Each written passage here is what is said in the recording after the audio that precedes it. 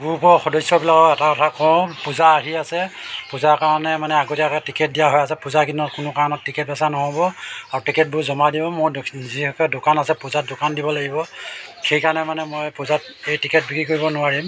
এই তাৰিখটো আছে চাওক, আৰু 8-9 দিন আছে। 24/9/2025 এখন প্ৰথম পুৰস্কাৰ আল্ট্ৰা বাছ আছে, তেজপুৰত খেল আছে। আপোনালোকে যদি লওঁ বুলি ভাবে ল'ব পাৰে। বহুত টিকেট আছে, এইবিলাক হ'ল চিৰিয়েল নাম্বাৰ।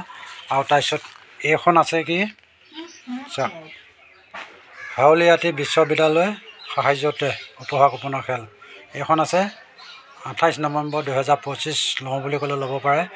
এইটো বুকৰ খেলা আছে, গোটেইকেইখনতে গাড়ী দিছে বুকত। তাৰপিছত আপোনালোকে যদি ধৰক সেই পুৰস্কাৰ লাগিলে, পুৰস্কাৰ নলওঁ বুলি ভাবে, আপোনালোকে পইচা ল'ব পাৰে। আপোনালোকে কেছ মানি লেখা আছে।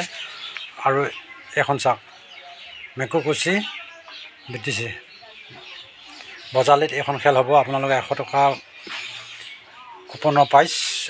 আৰু এইখনৰ তাৰিখ হৈছে 10/10/2025। বেছি দিন নাই, কেইদিনমানৰ আগা পিছত লওঁ যদি লওঁ বুলি ভাবে ল'ব পাৰে। আৰু দেৰি নকৰি ল'ব পাৰে। যদি বুক লৈ ল'ব পাৰে, বুকত ল'লে বহুত লাভ আছে। আৰু মানে কি এইবিলাক চাওক, ল'লে এইকেইদিনতে ল'ব পাৰে। এইখন খেলো ল'ব পাৰে, খুব ডাঙৰ খেল। এইখন 25 বছৰ হৈছে পুৰণা খেল। আৰু এইখন হৈছে 15 বছৰ। আৰু এইখনটো আৰু ক'বই নালাগে, হাউলি খেল বুলি ক'লে সকলোকে। ধন্যবাদ। জয় আই অসম।